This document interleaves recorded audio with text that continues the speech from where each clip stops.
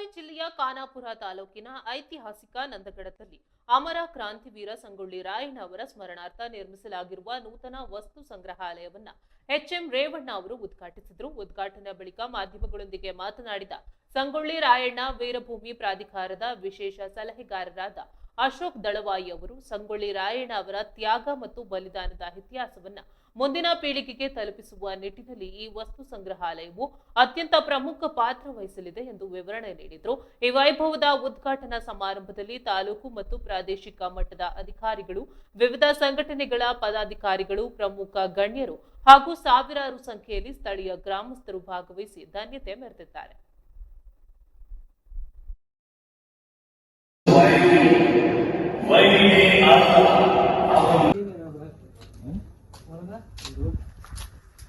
ಕ್ಷೇತ್ರ ಅಭಿವೃದ್ಧಿ ಪ್ರಾಧಿಕಾರ ಅಂತ ಸ್ಥಾಪನೆ ಕರ್ನಾಟಕ ಸರ್ಕಾರದವರು ಮಾಡಿದ್ದಾರೆ.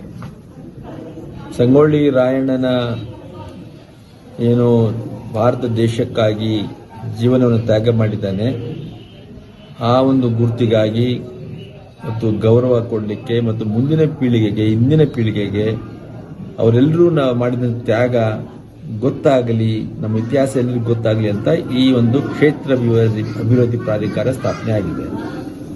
ಅದರ ಅಡಿಯಲ್ಲಿ ಸಂಗೊಳ್ಳಿ ರಾಯಣ್ಣ ಜನ್ಮ ಸ್ಥಾನವಾದಂಥ ಸಂಗೊಳ್ಳಿಯಲ್ಲಿ ಸೈನಿಕ ಶಾಲೆ ಮತ್ತು ಶೌರ್ಯಭೂಮಿ ಜೀವನ ಚರಿತ್ರೆಯನ್ನು ಪ್ರತಿಬಿಂಬಿಸುವಂತಹ ಒಂದು ವಸ್ತು ಸಂಗ್ರಹಾಲಯ ಅಲ್ಲಿ ಕೂಡ ಆಗಿದೆ. ಇಲ್ಲಿ ನಂದಗಡದಲ್ಲಿ ಎಲ್ಲಿ ಸಂಗೊಳ್ಳಿ ರಾಯಣ್ಣ ಮತ್ತು ಅವನ ಜೊತೆಗೆ ಇದ್ದಂಥ ಇನ್ನೂ 7 ಜನ ಸಂಗಾತಿಗಳಿದ್ದರು. ಅವರೆಲ್ಲರೂ ಇಲ್ಲಿ ಬ್ರಿಟಿಷ್ ಸರ್ಕಾರದವರು ಗಲ್ಲಿಗೆ ಏರಿಸಿದರು, ನೇಣು ಹಾಕಿದರು.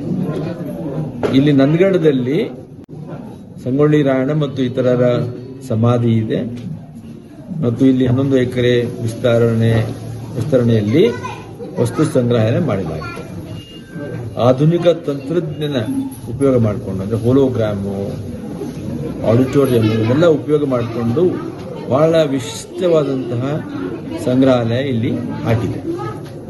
ಈಗ ಹೋದ ವರ್ಷ ಮಾನ್ಯ ಮುಖ್ಯಮಂತ್ರಿಗಳು ಒಂದು ಉದ್ಘಾಟನೆ ಮಾಡಿದರು. ಇವತ್ತು ಇದಕ್ಕೆ ಒಂದು ಪರಿಚಾಲನೆ ಕೊಡಲಾಗಿದೆ. ಉದ್ಘಾಟನೆ ಆದರೂ ನೋಡೋ ಭಾಗ್ಯ ಮಾತ್ರ ಪ್ರವಾಸಿಗರಿಗೆ ಸಿಗಲಿಲ್ಲ. ಆಗಿಲ್ಲ. ಅದು ಯಾಕಂದ್ರೆ ನಾವು ಇದಕ್ಕೆ ಮ್ಯಾನೇಜ್ಮೆಂಟ್ ಒಂದು ಅವರಿಗೆ ಪರಿಚಾಲನೆ ವ್ಯವಸ್ಥೆ ಮಾಡಬೇಕಾಗುತ್ತೆ. ಅದಕ್ಕೆ ಸರ್ಕಾರದವರು ಟೆಂಡರ್ ಎಲ್ಲ ಫೈನಲೈಸ್ ಮಾಡಿ 42 ಜನ ಇಲ್ಲಿ ಯುವತಿಯರನ್ನ ಇಲ್ಲಿ ಈಗ ಈ ಕೆಲಸಕ್ಕೆ ನೇಮಿಸಿದ್ದಾರೆ.